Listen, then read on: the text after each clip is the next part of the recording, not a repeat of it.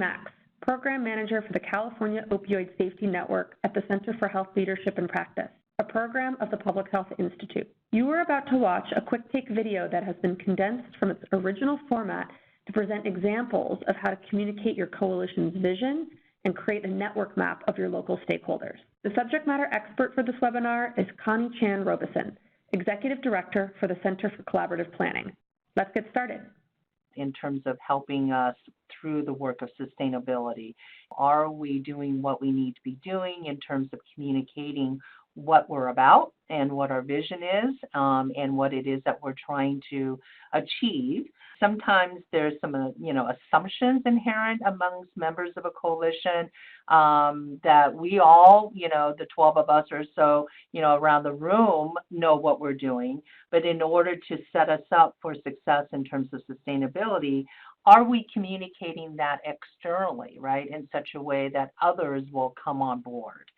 Simple things like, for instance, are each of the members of the coalition able to very fluidly and very quickly respond to a question from the everyday person off the street? So what's the coalition about? In coalitions that have been around for, 5, 6 years, not everybody is able to articulate, 3-minute message, giving a response to that very basic question. I am lifting that up of making sure that we're doing what we can to articulate the vision and the outcomes of the coalition so that others are paying attention.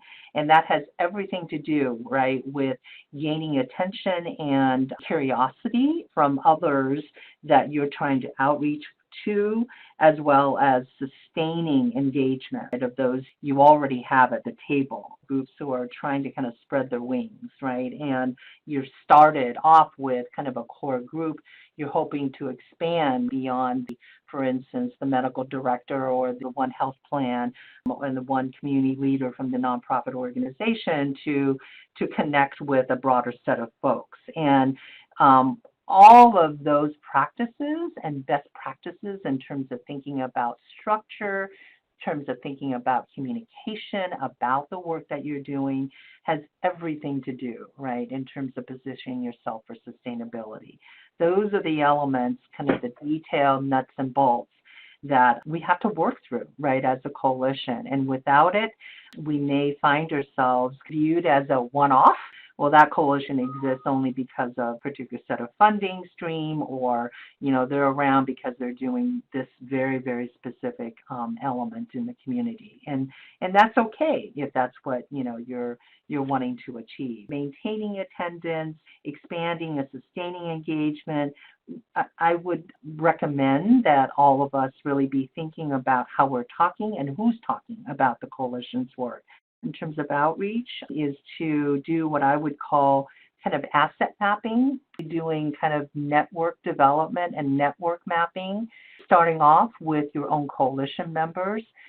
There is nothing like social capital, as well as the political capital, but very importantly, the social capital amongst coalition members. And what I mean by that is that intentionally drawing out who's connected to who.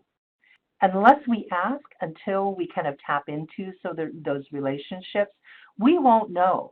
And there's a lot of great work and tools around that asset mapping, very systematic kind of tools and conversations that you can have with your coalition members to really lift up and identify and uncover, right, as well as cultivate those relationships in a very, very intentional way, certainly around sustainability and funding as it plays out around sustainability.